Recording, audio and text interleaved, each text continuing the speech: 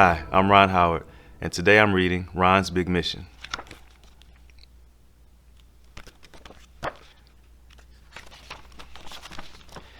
You're up early this morning, Ron. What's the rush?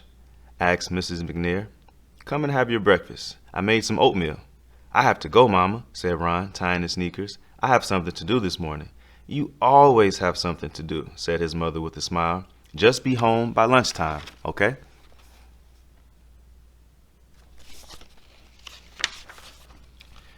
Ron was 9 years old. That morning he left his house with a plan. He'd been thinking about it for a long time.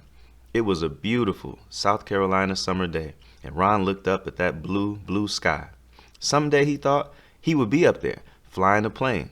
He wanted to be a pilot when he grew up. But today, Ron had something else on his mind, something very important.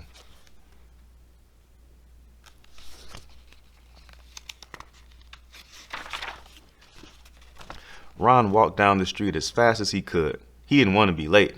Hi, Ron, the grocer called from the store up his front. There you go, just in time for a donut. Morning, Mr. Douglas, said Ron. Thank you, but there's someplace I've got to be. And Ron kept on walking.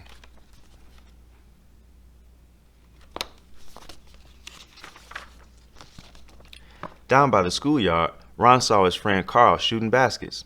All right, you made it, said Carl. Hi, Carl, said Ron. I wish I could stay, but I've got something important to do. More important than basketball on summer vacation, said Carl. Are you kidding? Ron laughed. He loved to play basketball, but not today. Today was too important. Ron kept on walking.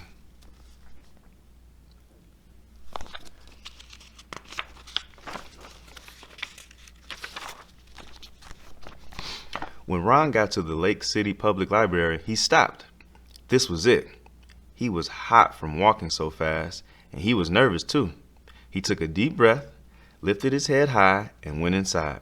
Mrs. Scott was busy getting ready for all the people who would be using the library today. As the head librarian, she had to make sure that everything was neat and orderly. Mrs. Scott looked up to welcome her first visitor of the day. She smiled as Ron walked in. He was her best customer. Ron gave a little wave to Mrs. Scott and went right to the shelves.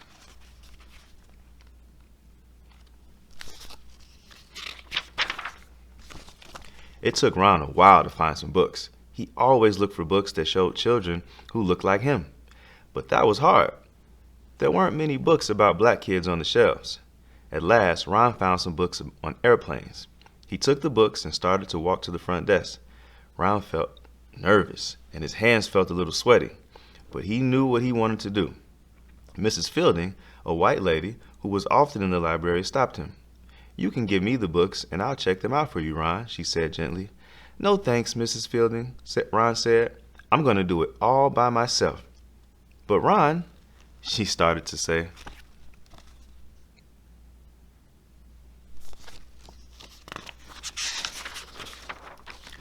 Ron was already on his way to the front desk.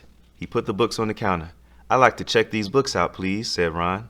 The desk clerk didn't look at him. Didn't she hear me? Ron wondered. Ron knew what he had to do.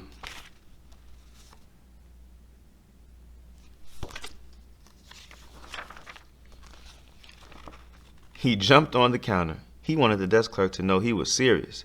I'd like to check these books, he said quietly. At first, the desk clerk and Mrs. Scott just looked at each other. You know you can't check out books, Ron, said Mrs. Scott. You can read them here. That's the rule. Only white people can check out books from the library. Ron looked at Mrs. Scott and the desk clerk politely, but he would not budge. I always read them here. Today, I want to check them out, said Ron. Mrs. Scott and the desk clerk did not know what to do. Ron wouldn't get off the counter. People were staring. Finally, the desk clerk called the Lake City Police.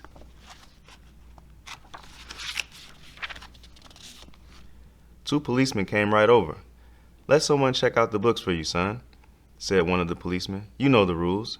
But Ron just shook his head. He would not budge.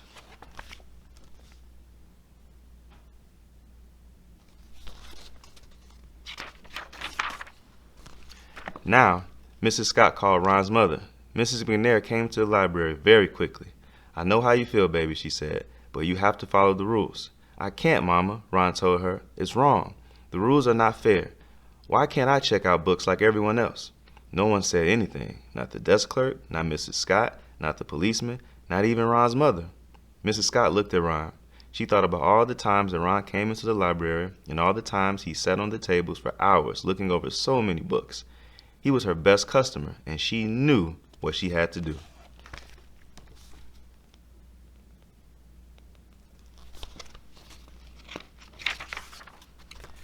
Mrs. Scott walked back into her office and started writing. Ron wondered, what was she doing?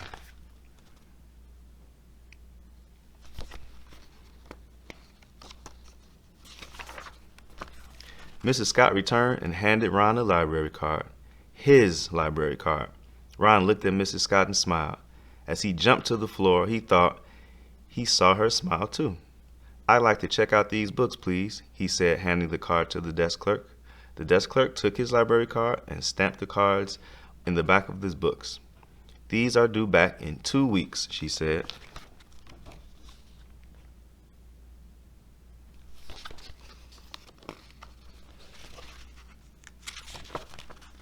Ron smiled.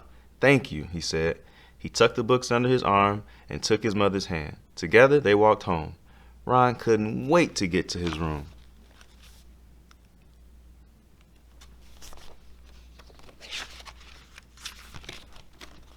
And open to page 1.